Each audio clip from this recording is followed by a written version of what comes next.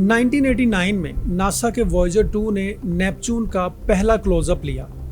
ये पहली बार था कि इंसानी आंख ने इस प्लैनेट को करीब से देखा। वहाँ एक छुपा हुआ ग्रेट डार्क स्पॉट नजर आया जो साइज में ऑलमोस्ट अर्थ के बराबर था, बिल्कुल जुपिटर के ग्रेट रेड स्पॉट की तरह। लेकिन एक फ़र्क था, नेपच्यून का एटमॉस्फेयर स्टेबल नहीं था।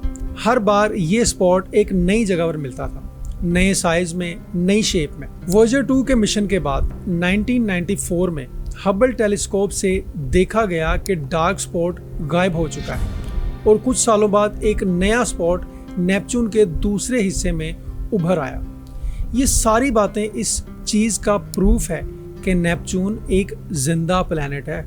इसके अलावा नेपच्यून का एटमॉस्फेयर बहुत ज़्यादा कॉम्प्लेक्स और एक्सट्रीम भी है, क्योंकि अभी तक हम सिर्फ उसकी सरफेस लेवल की डायनामिक्स ही समझ पाए हैं। मतलब अभी बहुत सारी चीज़ें हैं जो उसकी एक्सप्लोर होनी बाकी हैं, बहुत सारी। नेपच्यून का टेम्परेचर जो है, जो साइंटिस्ट ने रिकॉर्ड किया है, वो तकरीबन -218 सेंटीग्रेड है और ये सरफेस का टेम्परेचर है और ये सिर्फ एक शुरुआत है।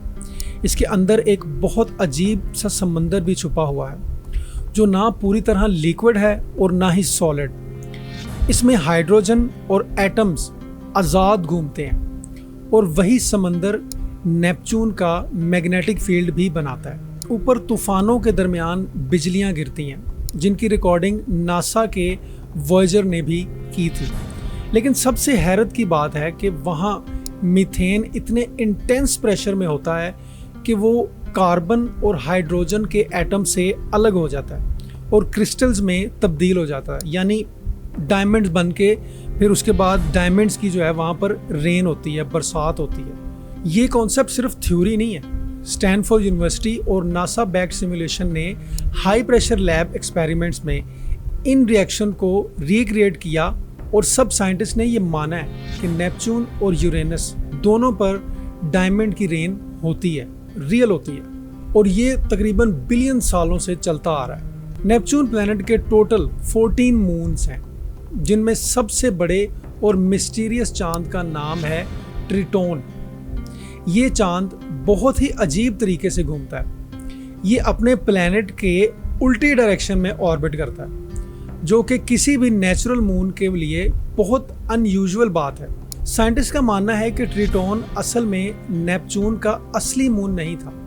ये शायद सोलर सिस्टम के किसी और कोने से आई हुई कोई आउटर बॉडी थी, जो नेपच्यून के ग्रेविटी ट्रैप में आकर उसका मून बन गया। इस वजह से कुछ एक्सपर्ट इसे कैप्चर्ड मून या इवन एलियन मून भी कहते हैं। लेकिन इस चांद का सिर्फ ऑर्बिट ही अजीब नहीं है। ट्रिटोन ऐसा अजीब मून है जहां नासा के वॉयेजर 2 ने ऐसे आइस वोल्केनोज देखे हैं जो लावा नहीं बल्कि लिक्विड नाइट्रोजन, मीथेन और आइसी पार्टिकल्स स्पेस में फाउंटेन की तरह छोड़ते हैं। यानी ये ऐसा मून है जो बर्फ की आग उगलता है।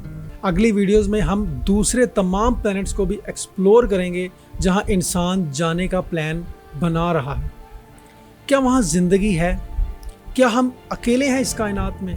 और इंसान का मुस्तकबिल इन प्लैनेट से किस तरह जुड़ा हुआ है?